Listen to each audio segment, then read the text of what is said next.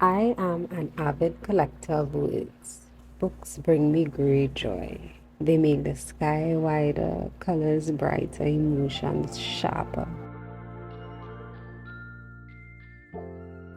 One book that often redirects me to my center is one that I happened upon by chance, Magic of the Ordinary. This book is about Aboriginal Judaism and was written by an Orthodox rabbi. Yeah. Yeah. I know this must sound kind of far off, but this piece of writing has touched me deeply for all that it uncovers and yields for me as a mother. Choosing to stay at home with her nakiki, tending to her home and land. There is a certain overwhelming mundaneness and monotony that I sometimes feel in this role, especially coming from the corporate reality, with very little consideration on what home holding and mothering would actually entail. Every time I revisit this book, though, there is a wild inaccuracy I uncover.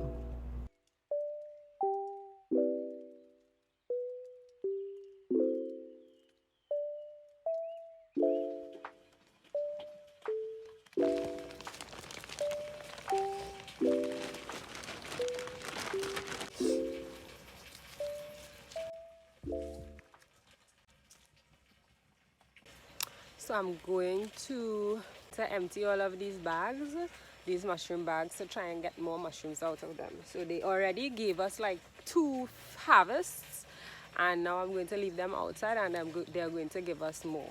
So I need to just take everything out and then pile them up in a cool place where I want to see them fruiting, and wait to see when they would give me more. My only problem with this process is the amount of bags that it generates.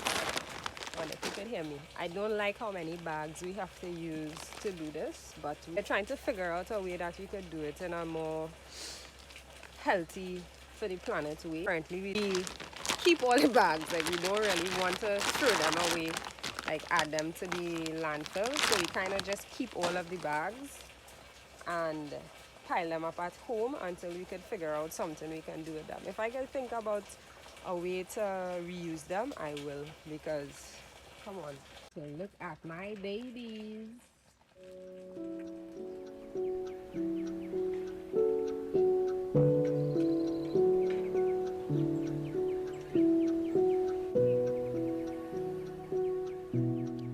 So when they are finished, like when they give us how much ever more harvest out here and they break down, they will just add to the soil and the health of the soil. Our soil is very depleted in this area. They farmed cane here and there's a lot of mosquitoes, right? So our land is very depleted. There isn't much of a topsoil, so we are in the process of remediating our soil by using mushrooms. We don't just like throw them away, and we try to add them to our landscape around our home so that it could improve the health of our soil. There are some areas that we've been able to build up the soil by adding these blocks to them, and it's a slow process, but it is rewarding, and we're here for the long run, so we're just doing what we can. So yeah, job well done. Good job, Rae. Good job. I am so troubled by the soul of mine. I've said those words so many times. Though an exploration of shamanic Judaism is a focal point of his writing, the emphasis on finding the magic in the most simple everyday sights and activities is what stood out for me and what echoes in my mind when I think of it.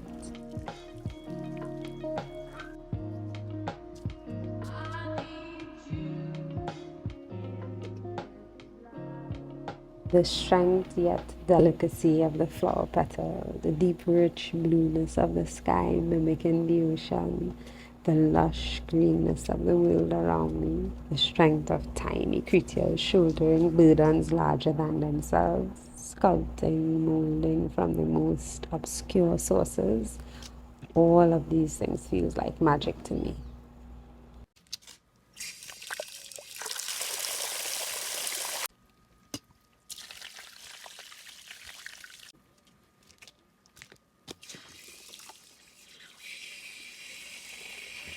The notes of honey and the laughter of my children, the twinkle in their eyes, that stream of light peeking through my window, caressing all in its path, feels like magic to me.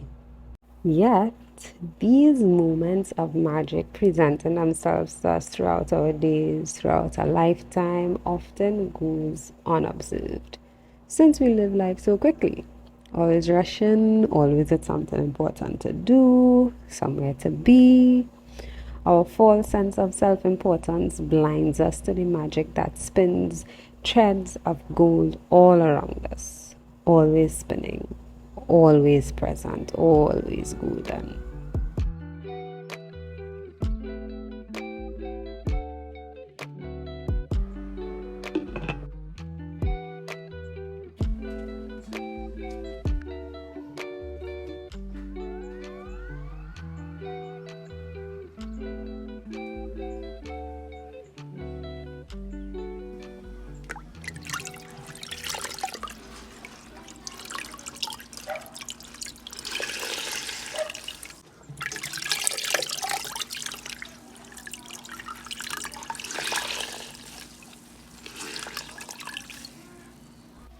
The Rabbi Winkler says, the down-home physical universe, therefore, is magical, not natural.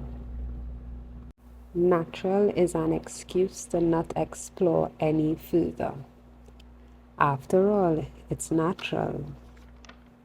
Magical, on the other hand, lures us into the realm of possibility, nurtures our fantasy and fires up our imagination. It brings us to aliveness. Being alive does not mean learning the rules and sticking to them. It means learning the rules and dallying beyond them, walking the path and daring to also see what is beyond the path.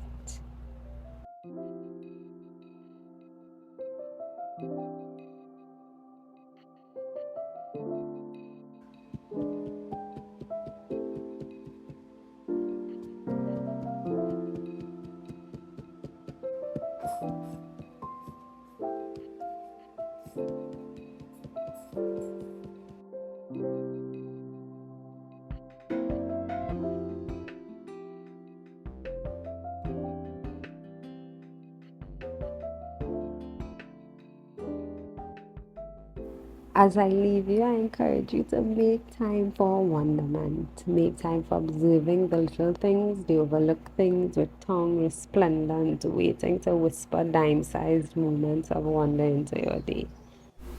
Slowing down reveals the magic. Mahalo nui loa. Thank you very much for witnessing me, Kia kuapu. May God be with you until we connect again. Aloha! Oh, no, no. Don't put your finger. Next time you say that. Okay, we're doing all of that.